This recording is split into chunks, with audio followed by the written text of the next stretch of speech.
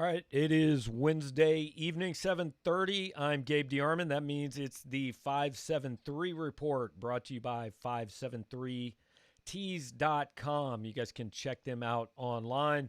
You can check them out right now because I'm wearing a shirt from 573tees.com delivered to me in person this afternoon. Excellent service. You guys make sure to give them some business. We talked to the owner today. He said every Wednesday and Thursday he sees a little uptick from Power Mizzou's people checking out his site. So go to 573tees.com. Check them out. Appreciate those of you who are here on time. Appreciate those of you who will join us, a little less than on time. Mitchell Forde is there on the other side of your screen now. And Mitch, I think it's appropriate we start this show with a moment of silence for Nebraska's chances to upset a fourth-string quarterback. That's over this weekend. We think Missouri's playing, but the Big Ten has joined the fray, and the country is finding out football during COVID is just kind of a wait-and-see deal every week. Yeah, it is, and it's even harder when there's a 21-day waiting period, and you have to stop if 5% of your team test positive. So yeah, it even in the SEC, it's we get to about this point every week, as we say, and we think we know that a game's going to happen or who Missouri is going to play. But in the Big Ten, they have that uncertainty coupled with the fact that it's very possible a whole season might kind of stop because they're not making up games. Yeah, there's no off weeks. There's nothing. We're gonna play 9 games in 9 weeks, except maybe we won't. We think right now Missouri is playing Florida at 6:30 Saturday night. We have no indication to the contrary. Dan Mullen, come hell or high water, is going to make his kids practice on Election Day, and he's going to make them play Saturday night. And his wife is going to kiss them all as they get off the bus, and the game is going to happen at 6:30 in Gainesville. So that's where we're at. We'll talk a little bit about last week, a little bit about this week. We'll take your guys' questions, comments throughout the show. Bradley Heath's already chiming in, and we'll get there in a minute. But please do feel free to just take part and let us know what's on your mind, what you guys want to talk about. It's better that way than if we just sit here and blab. But Saturday, I don't know, Mitch, you were there. That was the weirdest football game I've seen in a long time. I mean, it seemed like Missouri was clearly the better team for 60 minutes of 60 possible minutes. And yet somehow Kentucky had the ball with a chance to tie the game in the fourth quarter. I don't think I've ever seen anything quite like that. Yeah, I think if you're a Missouri fan and you didn't have some flashbacks to that 2018 game for a couple minutes in the fourth quarter, you're lying, because it was similar in that, Missouri clearly looked like the better team, but it was a low enough scoring game, and they kind of blew enough opportunities at scoring that Kentucky was just kind of hanging around. And a couple points in the second half, it's only a 7-point game. So yeah, I mean, it was closer than it needed to be in a sense, but also it was really a complete domination, in another sense, and pretty encouraging, coming off the heels of an LSU win where I think a lot of people, myself included, were questioning, okay, how much was that Missouri being good and how much was that LSU just imploding? They followed it up not only with a strong win, but with a win where they kind of did the opposite thing. Instead of throwing the ball all over the place, they, used their line of scrimmage and their running game to hang on to it for, I think it was 43 minutes. Yeah. When Kentucky got the ball back, absolutely, I was going, well, I don't know how Missouri's going to lose this game, but Missouri's going to lose this game because that's what Missouri does against Kentucky. And it really the second straight week where we're sitting here going, I know Missouri's going to lose this game, probably in the most heartbreaking fashion possible. But maybe Eli Drinkwitz has just erased like 131 years of curses in 3.5 weeks. He's fixed it all. Yeah, I mean, probably not. But also, I think, just that he's going to lose games like all the other previous coaches. But I mean, like, it does, it is big to, yeah. He's going to lose games? Okay. Yeah, probably some in painful fashion. I hate to break that news. But yeah, I mean, like, it is important to, beat Kentucky. I mean, that like was a baffling losing streak, and more so than just, you know, another win in the win column. Like that does represent something for fans. It's like, okay, it's progress. It's just something you could definitively point to and say that the last group didn't do this. The new one has already. Like that's progress. And like we said last week, beating Kentucky is something you should do if you want to be a consistent player in the SEC East. So I'm curious, like, and look, we talk a lot. We're both on the radio. We both post a lot. So you've probably already seen kind of what I think about this, but more important win for the program, LSU or Kentucky? I think, well, I think Kentucky, because of, I guess, you know, because it came second. I don't know. I like if the order had been reversed, I might have said LSU, because if that Kentucky game had been first, it would have been the same thing where it's like, wow, was Kentucky just terrible or was Mizzou good? But like, I mean, yeah, like, and also, you know, with LSU winning this past week, that one looks a little better. So I'm tempted to say LSU, but I'll go with Kentucky just because, like I said, I came into that game, really not knowing how good Missouri could be. And also, you know, I did not think their offensive line was capable of that. I didn't think their run defense was capable of that. And it does open the door to winning games with a different style of play, which, you know, as Eli Drinkwitz aptly pointed out during his press conference yesterday, like that's the mark of a good team is you can't just have one thing you do well, because if, you know, another team will figure out how to slow that down, and then you have no backup plan. I think nationally the LSU win is clearly going to be bigger. That resonates more with more people. But within this fan base, within that locker room, I actually think Kentucky's more impressive, more important. I mean, I used this phrase a few times Saturday. They stared down some ghosts on Saturday, and maybe Eli Drinkwitz has nothing to do with it. Connor Bazelak has nothing to do with it, but some of those guys had something to do with it. You know, I did enjoy. Did you see DeMarcus Acey's tweet during the game? I did not. No. Okay, it was right about the point Kentucky got the ball back, I think, and it said something along the lines of, "This is complete domination. SEC, don't go calling any BS pass interference penalties." You know, something like that. Glad to see he hasn't forgotten. Yeah, I mean, I don't think anybody who was in the stadium has forgotten, much less him. But you know, so look, Case really brings up this is how we know we're making it. Bob Douglas isn't even here, and we have people asking where Bob Douglas is in the comments. Oh, don't worry. He's popped in now. Oh, he's here. Oh, he has COVID. Oh, I'm so sorry to see that, Bob Douglas. Okay, I have not caught up yet. Let me. Oh, yeah. Bob Douglas is typing a paragraph here. Oh, no. Bob Douglas, COVID. That's. Get Wilson, my number one fan. I mean, Mitch will be your DoorDash driver. He will bring you your food for the next 2 weeks. He will deliver Hy-Vee groceries, whatever you need. He'll bring that seems unlikely. He'll bring you a T-shirt from 573 Tees. It seems to be the least that Mitch could do. Bob Douglas with COVID. This is.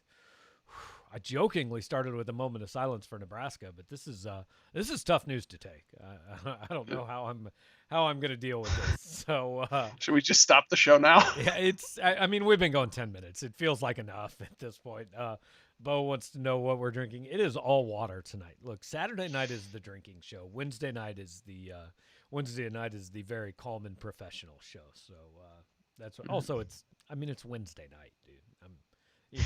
I'm kind of an adult, right? All right. So this week, before we get to kind of some of the questions, comments about Florida, just initial thoughts. Look, I don't know what to expect because I don't even know who Missouri is playing. I mean, I don't know if this is Kyle Trask and Kyle Pitts in a really good offense or if this is a team with like 6 guys out that start. I have no idea what team Missouri's going to play on Saturday. Right. Yeah, that's clearly the big. Right. That's clearly the big question, along with, you know, what does a team look like when it hasn't been able to practice for 2 weeks and really 2+. I mean, they got back on the practice field Monday, but it wasn't, you know, a full practice. They're not able to start doing full practices until tomorrow.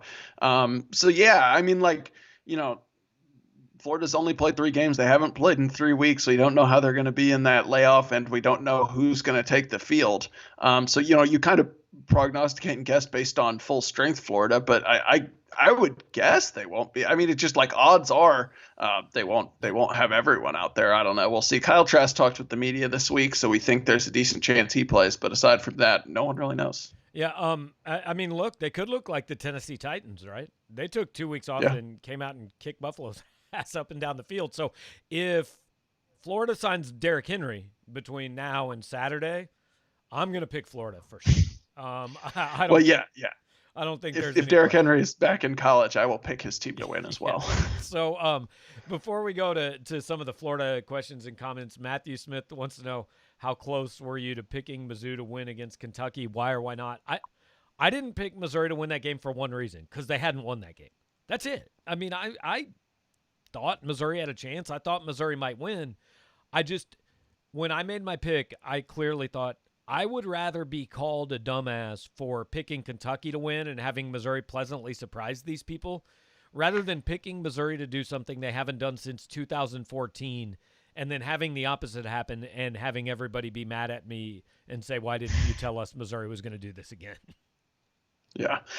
I mean, kind of the same way for me. Also, I had picked Missouri to beat Kentucky 2 years in a row. So like, I'm just at a point, I was just kind of at a point where I was like, you got to show me that you could win. Like, I'm tired of picking them. Also, the one thing that I thought going into the game, I did think Missouri was going to struggle to stop the run for Kentucky, just because, they really struggled against Tennessee, and Kentucky's built pretty similarly with a really good offensive line. But clearly, I mean, even shorthanded, these past two games, they have turned something around in that run defense. And yet, like, this season we've got to have figured out by now, last Saturday means nothing about this Saturday, right? I mean, Missouri could go win this game. Missouri could also get blown out in this game, because 3 weeks ago, everybody was ready to, start wearing their masks around their heads like Jeremy Pruitt did, and Tennessee was great, and they were maybe going to challenge Georgia and Florida. And now Tennessee is garbage, and Missouri everybody had given up on, and now Missouri's back. And I think everybody in the SEC outside of Alabama and Georgia and maybe one or two other teams are just going to finish 5-5. Yeah, I mean, that's really possible. Like I think we said, last week, it's Alabama and Georgia at the top and Vanderbilt at the bottom, and then like everyone else in the middle could I think very easily beat the other team on the right week. But there's also so much inconsistency within that group. I'm trying to think of a good example, but the Tennessee one is perfect. I mean, Tennessee beats Missouri badly, Kentucky beats Tennessee badly, then Mizzou beats Kentucky badly. It just, it's hard to project. It's even harder when you've got a team that hasn't played in 3 weeks and we don't know who they're going to have available. Yeah, Sir Mufflebun says he's been impressed with the run defenses late. I think they struggled against Tennessee because of Tennessee's dominant offensive line. And that's true, certainly, but Missouri had Kobe Whiteside in that game. It had Darius Robinson in that game. Kentucky's offensive line was supposed to be kind of similar to Tennessee's offensive line, right? I think they haven't told us specifically what changed, but I mean, I know people hate to hear this answer because we hate to hear it every week, but like they just played better. I don't know if there's any big secret. They just played better in that game. Yeah, a big thing that they've talked about a few times, they said, they kind of struggled to get lined up against Tennessee. Were getting the calls in late and didn't have people maybe where they needed to be pre-snap. So that could be a factor, maybe simplified things a little bit.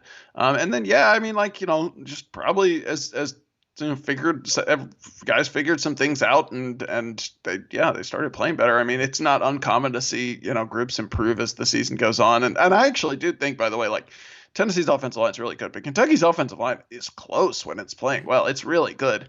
Now, I think their offensive line coach wasn't at the game on Saturday. I don't know if that actually has an impact on in-game performance. He's battling cancer, but I went into that game thinking Kentucky had a good chance to do what Tennessee did and was definitely proven wrong. And I think that's important because outside of Georgia, I don't know that Missouri's playing a better offensive line this year than Tennessee and Kentucky. Yeah, both passing games, incredibly impressive. The quarterback play at Tennessee and Kentucky has just been marvelous the last couple weeks. So good news. We needed breaking news here in the show. Bob Douglas already feels better because he's watching the show, Mitch. So congrats to you. You're a healer. It's wonderful. That's good. I think that's best if this can get him through it instead of me being his DoorDash and grocery deliverer. That would be ideal. I'd rather not do that. I mean, we're going to start promoting this show as the show that can cure COVID, because we've done things for Bob Douglas already. He's already feeling better. So, all right, I'm just going to kind of go through some of these comments and questions in random order, trying to save some of the Florida stuff for later so we can kind of concentrate on that in the second half of the show. But are you concerned with the latest transfers? So Maurice Massey got kicked off the team, basically. We don't really know when that happened. We know he was arrested on, what would that have been, Monday night? I think Sunday. Sunday night? Okay.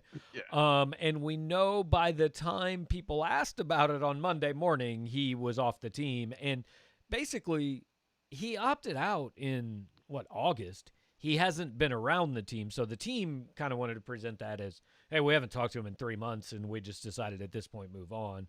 And then Aubrey Miller, who also opted out in August, said today he was in the transfer portal. Here's the lesson that really everybody probably should, and it's not 100%. There are going to be some guys who opt out who did it for health reasons, for COVID reasons, who do come back. But for the most part, if you opted out, there's a pretty decent chance you're not coming back and playing for that team at any point. Yeah, I would just say don't be surprised if anyone who has already opted out transfers. Like you said, I don't think everyone will, but I think if any of those guys, if I saw them pop up in the transfer portal tomorrow, I wouldn't be surprised. Well, and because here's the deal, and I know this is the part we're not supposed to say and all that, but the truth of the matter is, college kids generally seem to, there's not a huge danger for them from this, right? I mean, there's always the exception. And look, if a kid opted out for legitimate health reasons, he's got something in his background or he's got something in his family, that's okay. I mean, it's okay for whatever reason he opted out. But the truth is, most college athletes are not suffering grave effects from this. And this is, fair or not, going to be viewed in a locker room as, I mean, you kind of decided to walk away from us. Yeah, you can come back, but I think you're kind of going to start fourth on the depth chart and have to work your way back up like you're just getting here. I mean, that's fair to say, right? Yeah, I would think so. I mean, it kind of especially too. I mean, Missouri was pretty shorthanded to start the season. I mean, they lost some guys to season-ending injuries. They had a few guys out with COVID at different points this season. I mean, I think yeah. Quite a few of the people who opted out probably just already were saying, yeah, I'm pretty far down the depth chart and I don't feel like playing on the scout team.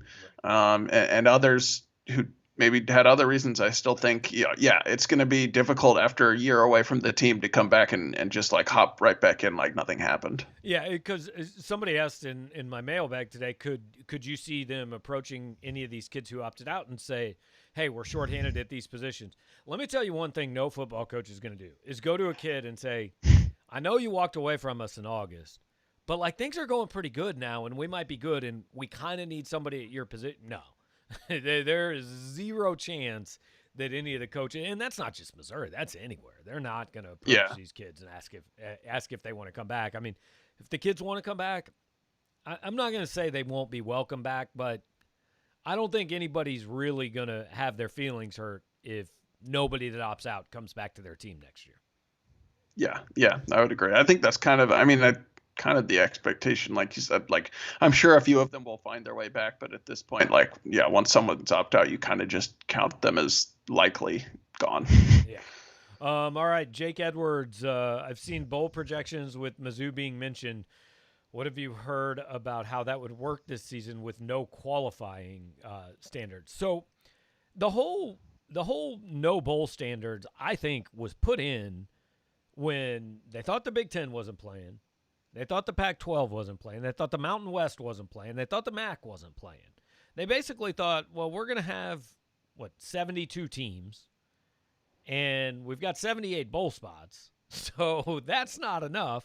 So let's just tell everybody they can come in. Well, now you're back to where you have more teams, I don't know. Like, I guess we're probably going to see a situation where like 2-6 Nebraska probably gets an invite over 5-3. I don't know. Name some random team who won't sell as many tickets. The bowls are going to be weird this year. There's really no standard for it. And not that there's normally a standard for bowl games. I mean, right. the Quick Lane Bowl is going to invite somebody. Our favorite bowl. I mean, yeah, like first of all, we don't actually know which bowl games are going to happen. There's already been a few that have just said not worth it. I wouldn't be stunned if a few more do that. Yeah, all the good ones, all the destination bowls. Las Vegas is still happening though. And it's an SEC spot. That's the dream. But yeah, I mean, like, really, actually, I can just sum it up by saying I have no clue how the bowl selection process is going to work, other than if I would assume if there's no standards that the high major teams will take up most of the spots, unless I guess, I don't know, there's probably tie-ins and stuff like that. Well, because another thing about these bowls is, okay, the big deal is how many people can you bring? Well, there's going to be a limit to how many people you can bring, right? I mean, Kansas State isn't going to be able to bring 50,000 people to whatever bowl game they go to. It's going to be capped at like 12,500 or whatever. I mean, I can't imagine a scenario where we've suddenly got full stadiums on December 27th for bowl games. So, yeah, the short answer is we don't have any clue. So I guess we could have just said that and saved 3 minutes at the beginning. So I hope you found value in that, Jake. I hope you'll keep watching the show. But the truth is that honestly nobody knows. All right, so Bradley wants to know what's the biggest key to victory on Saturday. I mean, who shows up is a big part of it for both teams, right? Because even if somebody is scheduled to show up right now, we all know that, hey, they test again tomorrow and they'll get results back Thursday. I'm actually waiting for the first Justin Turner situation where like a ball is in midair and they just go out and grab Devontae Smith and say, you can't catch that ball. You have COVID. You got to come out of the game. But you can come back and celebrate if your team wins. That was wild. Yeah, I mean, yeah. Yes, the biggest question is always who's going to be on the field, and especially this week with Florida. I mean, other than that, like, I think your go-to has to be, like, can Mizzou slow down Florida's passing game? Like, Florida kind of carved up Mizzou last year, and that was definitely Mizzou's defense worst game, I think. Well, against the pass, Trask had like 350 yards, 3 touchdowns. I think he completed 2/3 of his passes, and I mean, he's been playing well this year, and obviously they haven't played the past 3 weeks, but yeah, I mean, like, Missouri was able to score a bunch of points and hang in a high scoring game with LSU, but LSU's defense was like historically terrible in that game. I would think Eli Drinkwitz and company would like to keep this like in the low 30s, high 20s if they're going to have a shot. I mean, I think they know they're not going down there and winning 20-10. I mean, this is going to be a Kentucky for sure. game. Yeah. Right. It's not going to be 20-10, but I also think if this gets up in the 40s, I don't know that Mizzou can score with Florida. Yeah. So I was just thinking, you were talking about that passing attack. The 2018 game in Gainesville, where Missouri got Barry Odom's only win over a ranked team, and Drew Lock had a good day and all that. I remember Felipe Franks getting pulled in that game and Trask coming in. Was that the last game Franks started, or did he start again after that? I don't know offhand. Yeah, I think he did start again the next season because then he like broke his leg. Yeah, against Kentucky in like the second game of the year, and then Trask was really good. And that was one of those situations where, I think universally, and it's mean to say, but the immediate reaction was, oh, Florida just got better because Kyle Trask is going to play and Felipe Franks is out. And that's what kind of stuns you about some of these coaches. I mean, Kyle Trask got put in by an injury. And I don't see any way that you could have watched a Florida football practice and thought Felipe Franks was the better quarterback. I mean, I never saw a football practice, but he's still just a guy out there. Yeah. We might be slightly jaded because the 2018 Mizzou Florida game was like the worst quarterback play I've ever seen. It was. I mean, did you watch last weekend? Who last? Oh, Kentucky. Yes, that's true. Because Felipe Franks was better. Franks would start every game for Kentucky. That's true. But also, like, Kentucky didn't try to throw that much. They just didn't get very many plays. Like Florida, they had plenty of drives because Mizzou was scoring relatively quickly. Like it was a train wreck.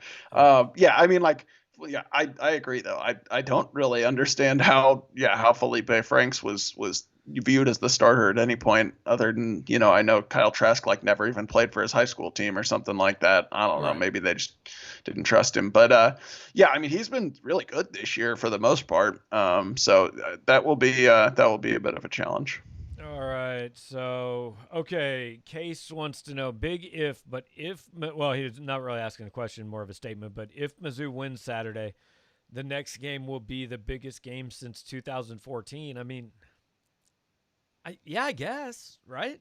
Because they kind of made a habit from 2015 to 2019 of just completely burying themselves in like the first 4 games of the season.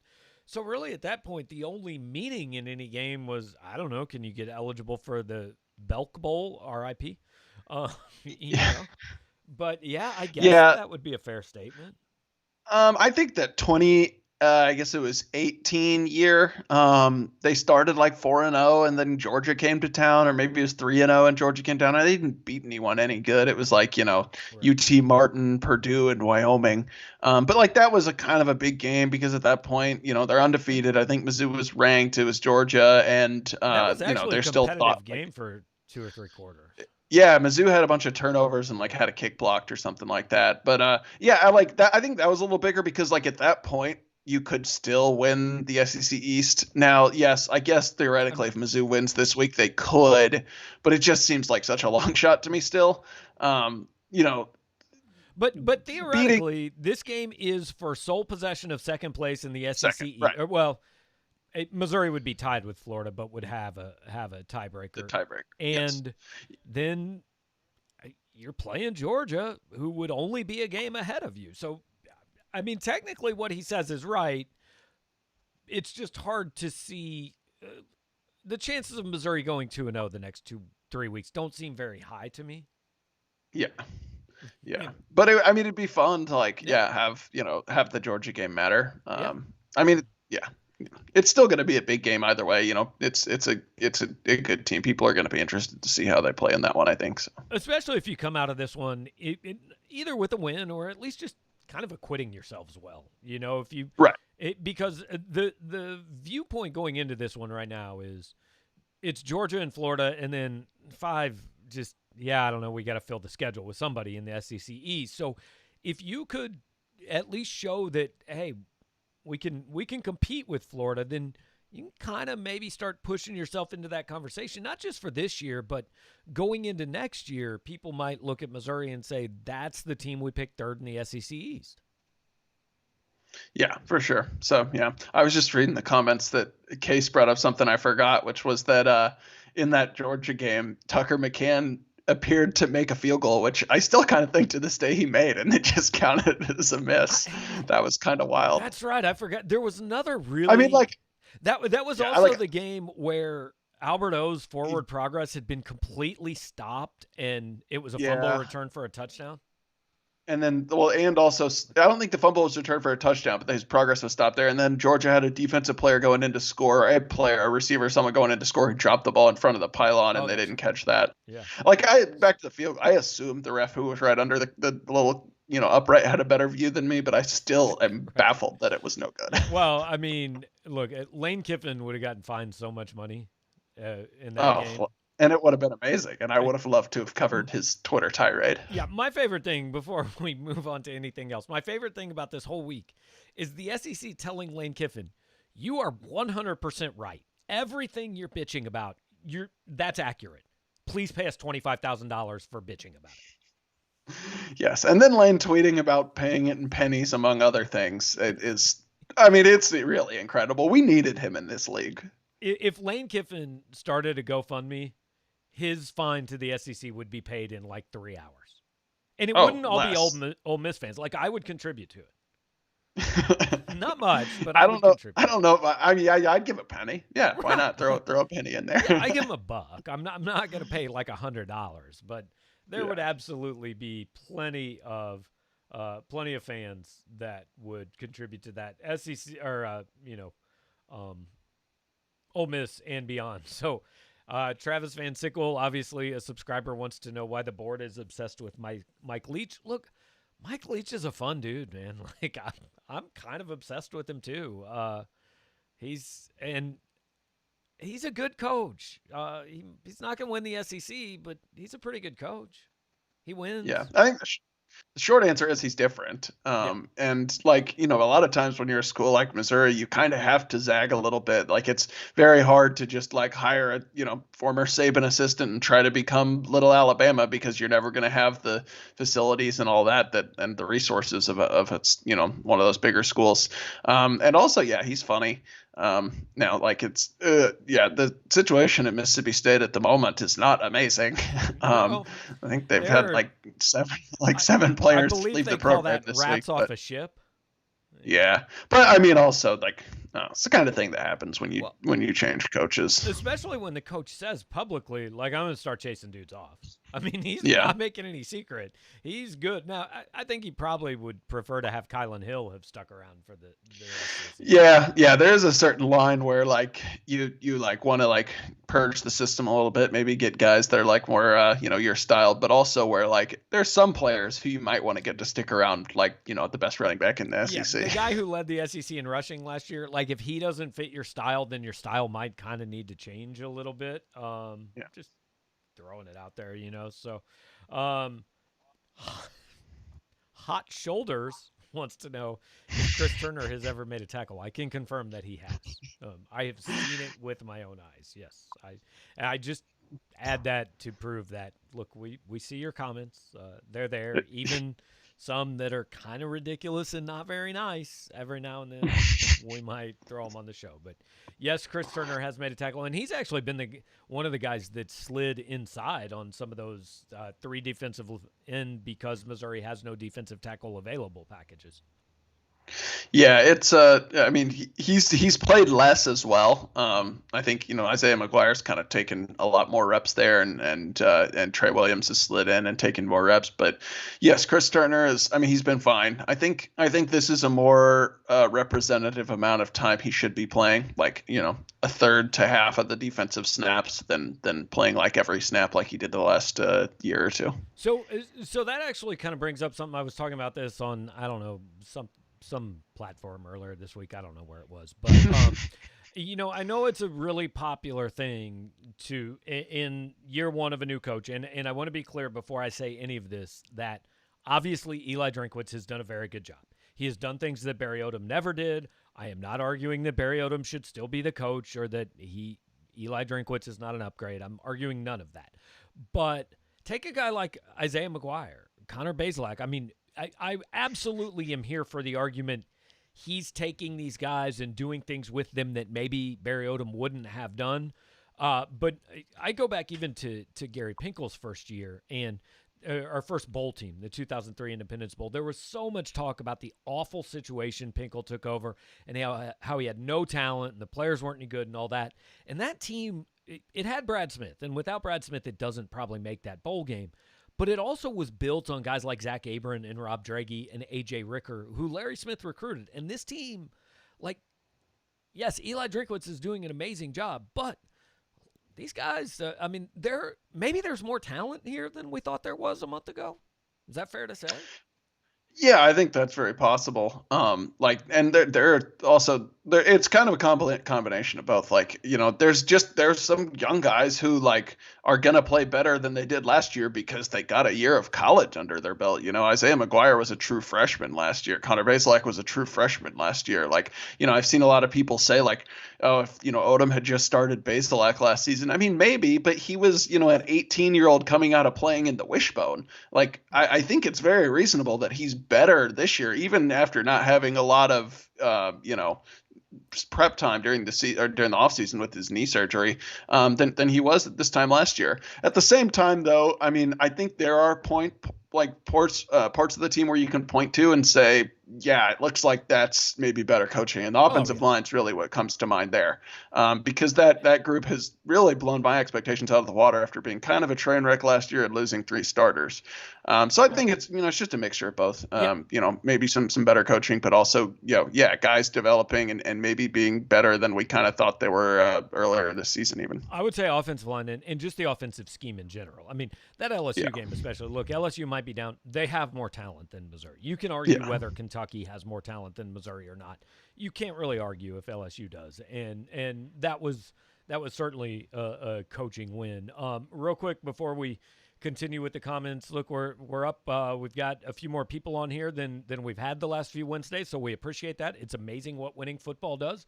You guys like to talk about the team, so Eli Drinkwitz, thank you guys for being here, and want to make sure that those of you who maybe are tuning in for the first time, weren't here at the beginning of the show, check out 573 Tees. Go to 573tees.com. It is a completely online operation. That is 573tees.com. They've got all kinds of stuff here. See, Columbia, that's a t-shirt that I was dropped off today from 573tees.com. They've got some Chiefs stuff. They've got some local Columbia, some Missouri stuff, some Mizzou stuff. I know they've got some drink up t-shirts, some visors, all that. So anything that you guys might want, whether it's Mizzou or other teams, other things around the area, check out 573tees.com. We want to thank them for sponsoring this show and for being a part of what we're trying to do this season. So want to make sure that we give them their proper attention and make sure that you guys go check them out. So we will get back to some of your questions now. And Jake wants to know, worst case scenario, if Florida can't play and pulls a Wisconsin, what happens? That really is worst case scenario, not just for Missouri, but I think at this point, if Florida has another game pushed back, I think you're just kind of at the point where there's really nowhere to put that game. If this game doesn't get played this week, I don't know when this game can get played other than maybe December 19th, but then you're relying on Florida not being in the SEC title game picture. Right. Yeah, that's what I was going to say is you push a game back to the 19th and you just hope that neither team is in the title hunt or needs that game in it, but I mean, it's, not crazy to think that Florida could enter like that December 12th weekend within 2 games of Georgia. And then it's like, how do you pick which game? Because, they would need to play 2 games to catch that up. So, I mean, I don't know. I think at this point, obviously for this weekend, if something were to happen, it's too late to make something up, even with some SEC teams on bye. I don't think you could spring that on someone and be like, hey, whoever, South Carolina, you're playing Mizzou this week. But and then, yeah, it's the time to make it up. I mean, Mizzou has that bye on November 7th. So maybe you could shuffle some things around for them so they're not playing on the 19th. But Florida would just be kind of like out of luck. Yeah. Well, and so that brings up kind of an interesting situation. I'm curious when a December 19th game would have to be scheduled because you've only got 10 games. Yes, maybe Georgia goes into December 12th weekend with a 2-game lead over everybody, and there's no way they can be caught and all that. And if that's the case, okay. But what if you go into December 12th and you're in a situation where, okay, if Georgia loses and Florida or Missouri or somebody wins – then we're in a situation where they could be in that title game. If they're not in the title game, do we just tell that team on Sunday morning, oh, yeah, cool, you're playing again next Saturday. Your season just got extended. I mean, it's going to be kind of a mess, but at least we've gotten to the point where we understand we don't have to schedule football games 14 years in advance. That's true. That's hopefully, yeah, maybe we'll continue that trend, although not quite to this extreme. But yeah, I'd be curious, say, I don't know, man, Georgia and Florida have each one loss or something like that. I mean, obviously, I guess whoever won the head-to-head would be, or it's actually, no, here's my example. Georgia and Florida both have 1 loss.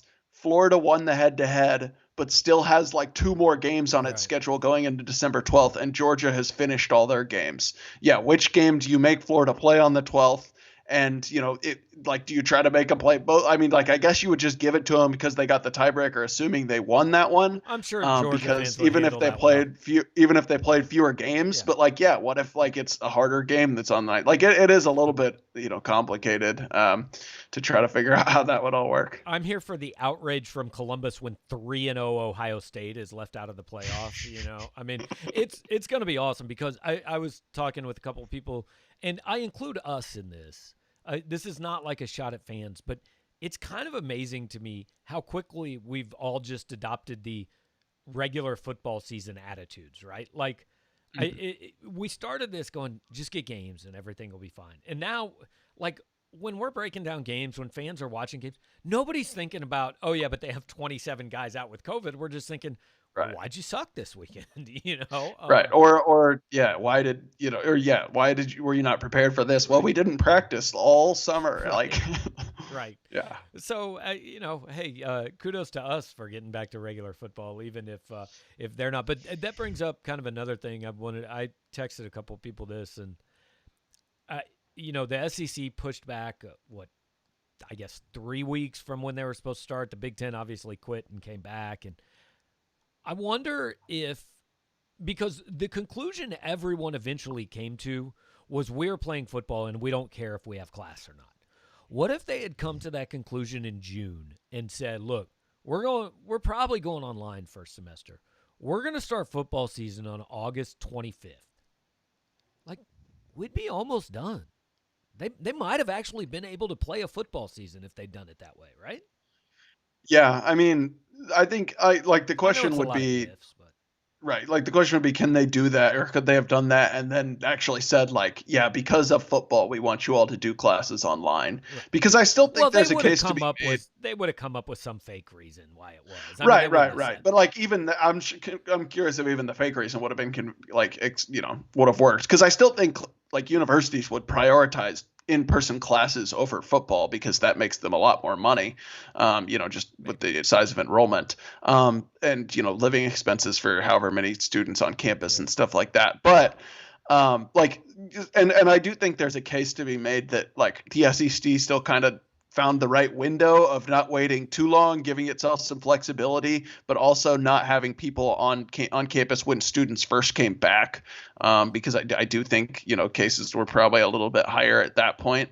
But also but there's also the case to be made that it's going to get worse as everyone does more and more things inside, and we haven't even got there yet, and it's all going to fall apart in that way. Like, I don't mean all fall apart like the SEC season is going to be stopped, but like we're seeing with the Big Ten right now. So, right. Yeah, I do think like, yeah, maybe in hindsight it would have been good just to start earlier when the weather was a little warmer, but like we were just in no position to do that. Right. Okay, we're going back. Hot shoulders. I'm curious the origin of this name, but I'm not sure I want to know. But I saw Ben Key on the depth chart. Have we seen him yet? I haven't noticed him in a game, but it's possible he played against LSU. I don't know. Yeah, I don't think he did. I'm pretty certain he's not seen the field. If he has, it's been for like less than 10 snaps. Okay. Case Missouri versus, I assume AK is supposed to be Arkansas, not Alaska. But if Missouri plays Alaska, I'm there for that. I'd like to go see the return game. Is going to be the storyline game of the year in the SEC. It's definitely going to be one of them. Do you guys know why it's on Saturday this year? Because it was supposed to be at Arrowhead. I don't really know. Maybe at the beginning of the year, the SEC is like, these teams aren't going to be very good. I don't really want to put this game on Friday. I don't think that's it, because that's always that. I think they've always, regardless of how bad. Last year they put it on a Friday, and granted Missouri was supposed to be better, but everyone knew Arkansas was going to stink.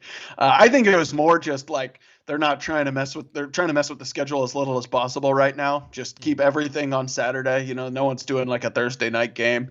No one's doing a Friday game. It's just keep the testing the same every week and try to just make as few deviations as possible. Yeah, that makes sense. Okay. Is Drew Lock the starting quarterback in Denver at the beginning of next season? I mean, I more about Denver than I do, but he has to be, right? I mean, I can't see a situation where they just give up that quickly, unless they fire Vic Fangio and he wants somebody new. I don't know. I mean, I don't. Here's the thing, like, I think the rest of this season for the Broncos is at this point pretty much just dedicated to figuring out if Drew Lock can be the guy. Right. And if you have serious reservations, I could see a scenario where, with the amount of good quarterbacks available in the draft, you trade up a few picks and try to get one of the, kind of big three that, Fields, Lance, and Trevor Lawrence. Now, you're not going to trade all the way up to the number one pick, but if Drew Lock's bad, they're probably going to be bad, and they might not have to trade up too far or at all. Yeah. But I think it's much more likely than not that Drew Lock's still the quarterback next year. I don't, he's had injuries. I don't think they would pull the plug on him this quickly. His team, more importantly, has had tons of injuries.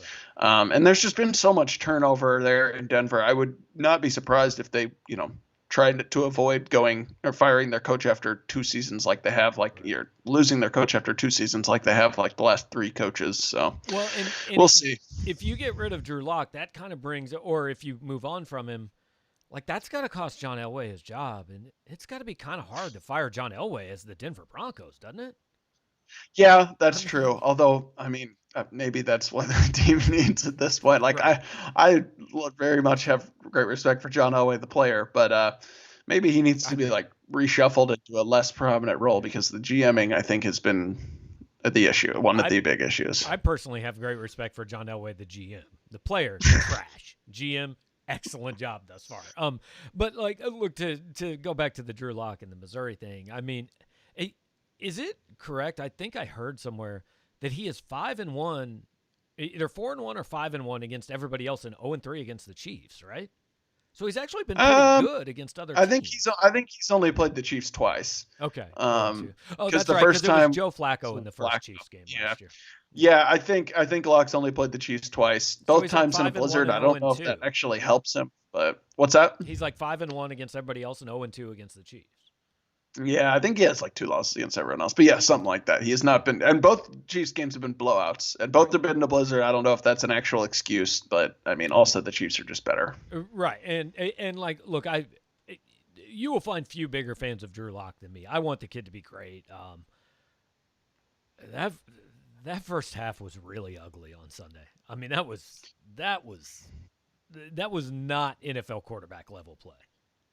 Yeah, I mean, I don't that I have pause right now about that's what I was, without super conviction and answering about next season because he's not been good the last 2 games. Now, the Patriots game he didn't have to win, but I mean, barely. He threw 2 picks late. He kind of tried to give the game away, and really it's just been the decision making, and that's troublesome. I guess it's easier to teach that than it is like having the arm or whatever, but right. It's kind of the same thing as we've seen, we saw in college. And so it's been a lot of years now of watching Drew go, oh yes, great play. Oh no, what are you doing? Like right.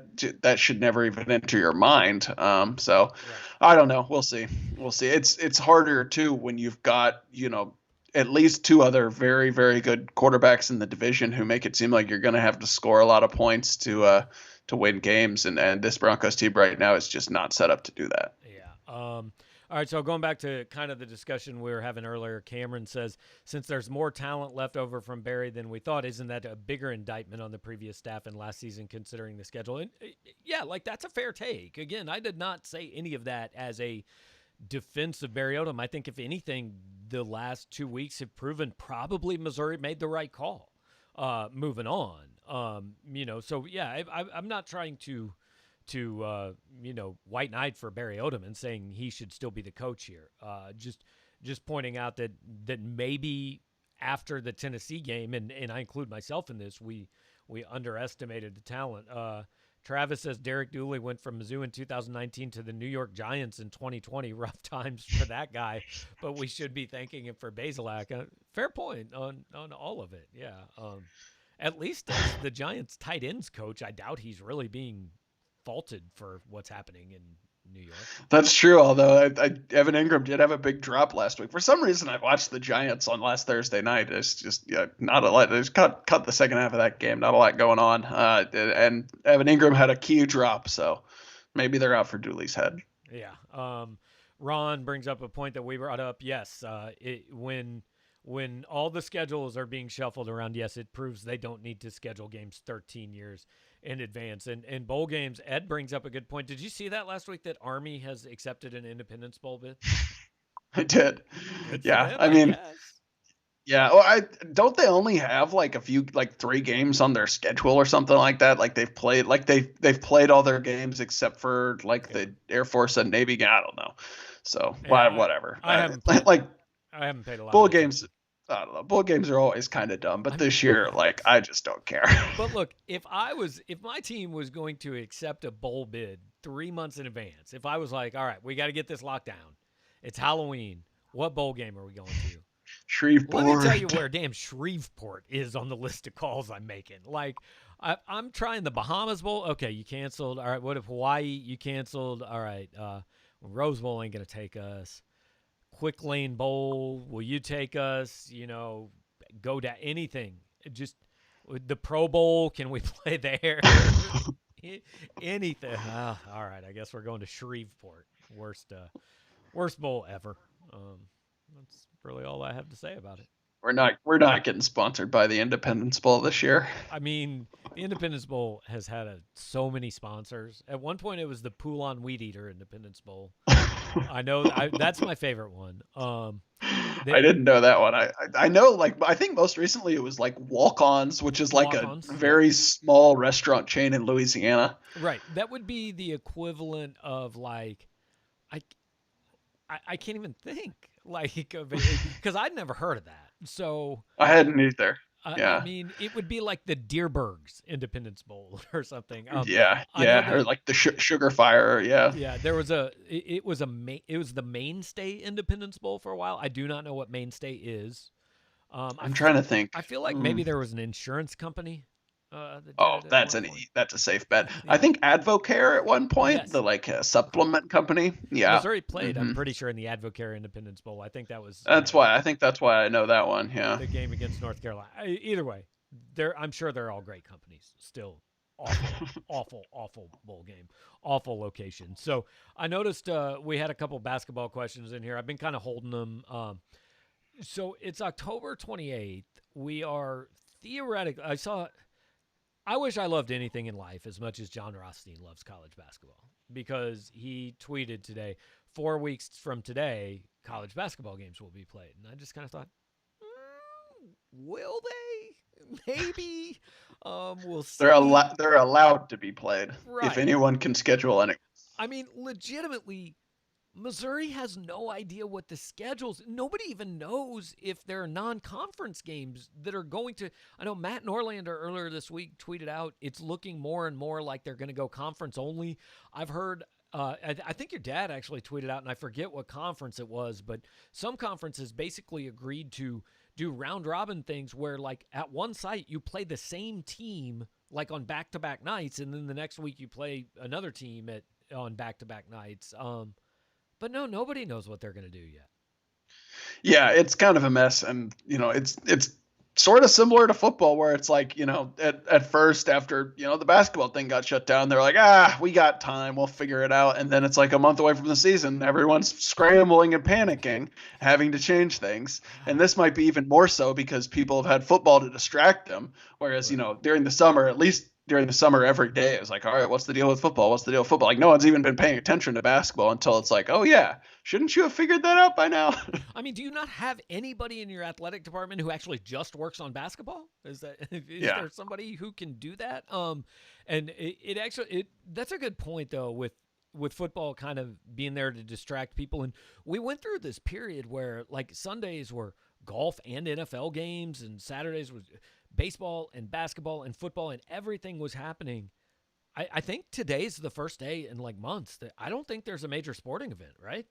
Because it was maybe going to be I was game thinking 7. that as well. Yeah. Yeah, I mean, there might have been another day between the end of the I don't know, end of the NBA finals But once there's the always MLB been playoffs had baseball, though. There were started. I don't always know. Yeah. baseball Yeah, games. no, I can't think of it. Yeah, I think this is the first one. Sad. That's why we're on the air. We're providing this service for you all. You're welcome. Right. When no sports are happening, the 573 report is here. It's going to take me a minute. I do know that there is another basketball question. Let me scroll through it. Okay.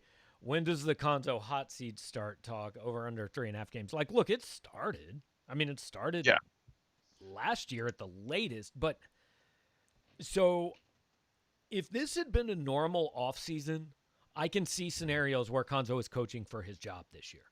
I now see no scenario where that's true.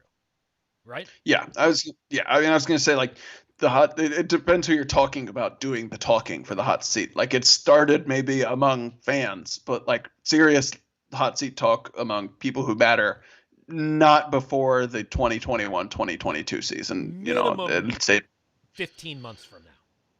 Yeah. Because, look, first of all, there's money involved here. I mean, if it was after this year, Missouri would owe him $6 million. I don't know where that money's coming from.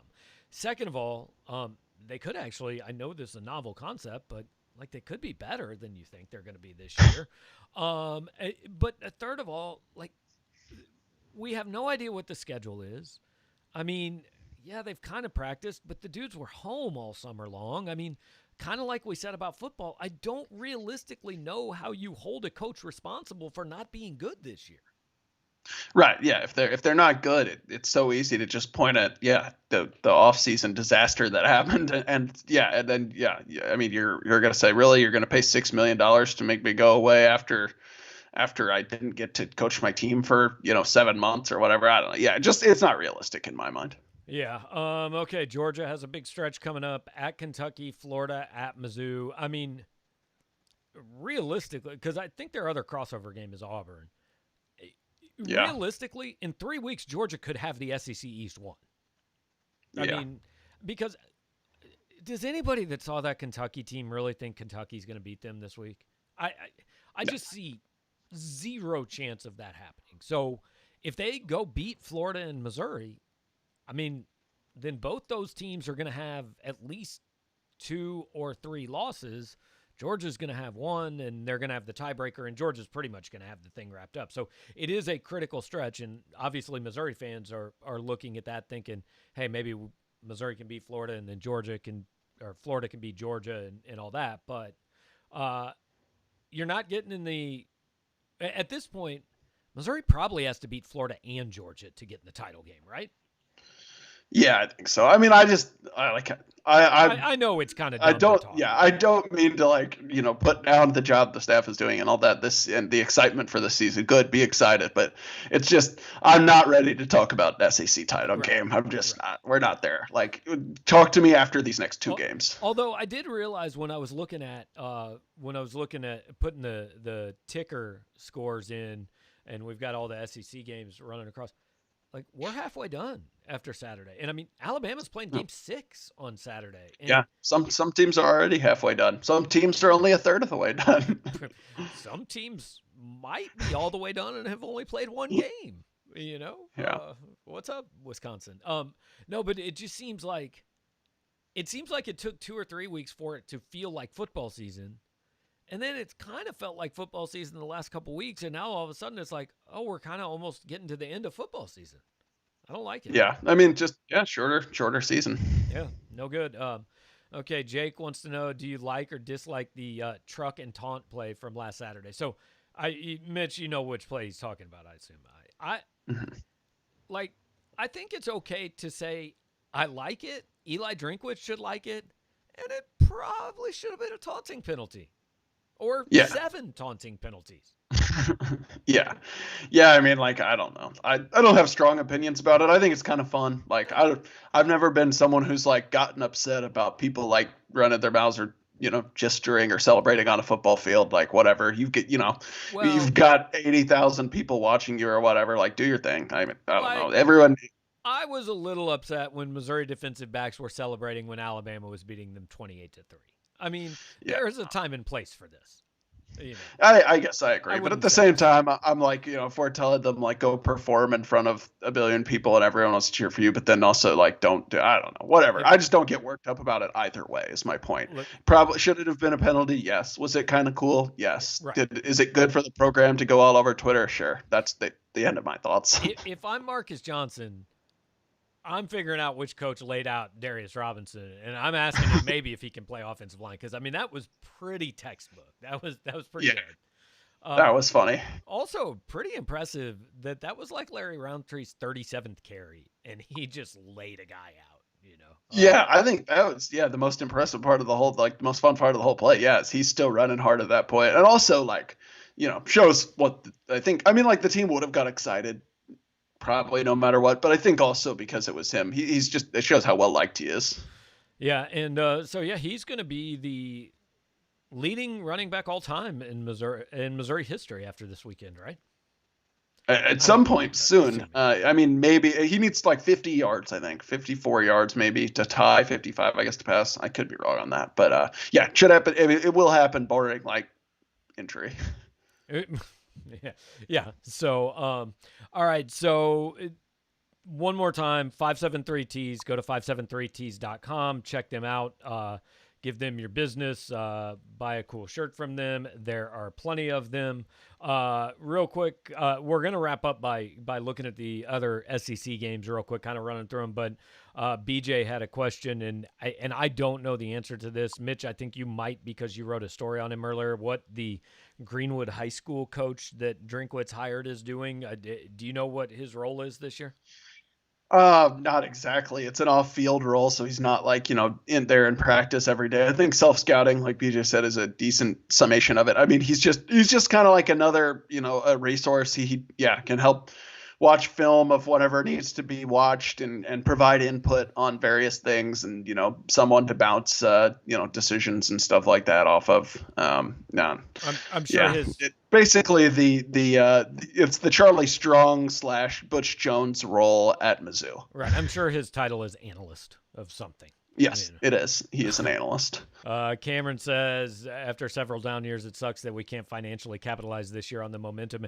Actually, Jim Sturck said that publicly a couple weeks ago. His biggest disappointment with this season was he can't sell tickets when Georgia and LSU and Alabama all came to Furrow Field. I mean, I feel confident saying we're never going to see that happen again. I've never seen all three of them. Yes, that is. Yeah, that is true. I guess, it's one of those things you can look at it that way, or you can look at it like, well, it's better than nothing. You would have made a lot less money if they didn't play. So, but if you were one of the 11,700 people there, though, like you're going to be able to say, hey, I was in the stadium when Missouri beat LSU. There's only 11,700 who can say it, but more than that, I'm sure will eventually say it. All right, so the rest of the SEC schedule, like we kind of touched on it. Georgia, Kentucky. I mean, correct me if I'm wrong, but here's what we found out about Kentucky last week. If you don't give them the football, they're not really good enough to beat a decent team. Yeah, 100%. And if you make them throw, if you don't let it run the ball every play. I mean, I don't see, like you said earlier, I don't see any way I don't think they score on that Georgia defense unless they get a turnover or maybe they'll get a field goal. But I see almost no way they find the end zone unless their defense does it for them. All right, LSU Auburn, like there was a time this was going to be a really good game, and now I think it's going to be a competitive game, but it's almost kind of like which one of you is less disappointing halfway through the season. LSU actually has some reason to feel good after last week. Auburn has 3 wins. One clearly shouldn't have been a win. One maybe shouldn't have been a win. So I guess they beat Kentucky, and that's kind of what they're happy about at this point. Yeah. I mean, you're right. It is just who is freaking out less bowl, who's less eager to fire their coach. I mean, LSU, their backup quarterback looked good. Like that was my biggest reservation about them. Obviously, they didn't look good against Mizzou, but I thought against South Carolina they would lose that. I picked them to lose just because Miles Brennan wasn't playing, but their offense is still okay. And I don't know. I just feel like Auburn's due to run out of luck. Yeah, well, and LSU, like, they don't want to fire their coach because, A, dude won the national title last year, and B, right. B, they actually like him. Like, I don't think they want Ed Orgeron to fail. Auburn actively wants Gus to fail, That's true. It is different situations, but I just talking about the fan freak out meter, I do think Gus will fail this week. I think LSU will probably win that game. Ole Miss and Vanderbilt. Like, Ole Miss is kind of the opposite of Auburn. They're 1-4, but they seem like they're much better than that. I mean, they've been in. They could easily have beaten Auburn. They were in the game with Alabama. They were in the game with Arkansas. Really realistically could have won that if Matt Corral didn't throw 19 interceptions. And like I was talking to my friend that runs our Ole Miss site a couple weeks ago, and it's like, look, if you're not going to be good, be entertaining and relevant. And Ole Miss is that. Yeah. You know. They are, and they have a coach who's funny on Twitter. Right. Yeah, like they're on people's minds much more than you would think, and a 1-4 team would be. And like they should win this week. I mean, Vanderbilt's a disaster. They're bad, and they haven't played in a while. The line was huge in that game. We did our picks. I think it was like 18. That might be big, but I certainly don't. I think Ole Miss should handle business there. Yeah, Vanderbilt's heading toward 0-10. Mississippi State at Alabama, like. Oh my God, 30 points I think is the line, and that seems fair. Yeah, even without Jalen Waddle. Yeah, I think like the only question is how soon does Nick Saban take out his starters? Because like that game could be 70-0, or it could be like kind of like the Mizzou game where it's like he gets up 35 and they take him out, and then Ole Miss scores a touchdown or two, and it's like 42-14 and they don't cover. Either way, Alabama wins big. Most intriguing to me game this week is Arkansas at A&M. I feel like Arkansas's getting a little too much credit for what they've done. I mean, don't get me wrong. When you're coming from where they came from, they are certainly improved, but there's still a long way to climb. I kind of feel like this is the week that Arkansas kind of comes back to earth a little bit. Yeah, maybe. I also think it's possible though that A&M's getting too much credit for one win because they were not very good in their first two games. I mean, they only beat Vandy by like 7 or something like that in the season opener, and then they like scored some points against Alabama, but they were not a threat to win that game. So I don't know. I can go either way, like you said. Like I kind of think both teams might be getting a little more credit than they deserve. Probably think A&M wins, just follow the talent. But I mean, like I wouldn't be stunned if Arkansas, gets a few turnovers and keeps it close. But that said, Arkansas's turnover luck is due to run out a little bit. A&M played Florida and it did not get COVID. Like, way to go, A&M. You're saving the SEC. That is big. That was big for, like, the whole sport. Yeah, right. that was. I mean, I'm not a Texas A&M fan, but they did well social distancing in that game. I'm very impressed with their efforts to not catch the coronavirus. So, I don't know. We think we're going to be back on Saturday, unless something happened. Did you catch in Drinkwitz's press conference? He said last week he got the text that they were good to go at 1:26 a.m. on Friday. Yeah, that seems like an inconvenient time. I mean, there's no way he read it, right? Like, I mean, my phone goes on silent at 10. You text me at 1:26 in the morning and wake me up, I'm pretty pissed off. Yeah, even if it's important, like, yeah, I can't wait. I remember too. He says he wakes up early. He had a really specific time. I think he like corresponded with like a Bible verse, like 5:14 a.m. or something like that. Okay. So like there wasn't that much. Not that much happens between 1:26 and 5:14. Hopefully he gets that amount of sleep. And who's texting him at 1:26? Like, why couldn't you text him at 6:30 the next morning and be like, "We're good, coach"? Like, why does he got to know at 1:26? I don't know. But yeah, I mean, I will say also one thing I forgot to mention earlier. When you jogged my memory when you said, did you catch? Earlier this week, Drinkwitz did say they're down a couple more scholarship players than they were last week. So that's something to watch out for. And then later in his press conference, he said, like, he was talking about building a game plan. He said, like, we figured out, like, who we have available and we go from there, which, like, maybe is nothing. Maybe means that there's a different set of people who are available than last week's game, and it was some offensive linemen who were banged up. Something to watch. Just another thing where we talk about the key is who's available for each team. No question. So appreciate all you guys joining us tonight. 573tees.com, making the show possible. We are going to be back on Saturday. We're planning 4:45 for the pregame show. Mitch will be joining me for at least a fair amount of the watch along because it is a road game and we're not traveling to talk to Eli Drinkwitz on the computer this year. So we will both be here with you all game day long. And I don't know. I don't think anything else is happening, is it? Oh man, no, I don't think so. Like we just said, we're kind of in a dearth of sports other than football right now. So we're the best entertainment you got.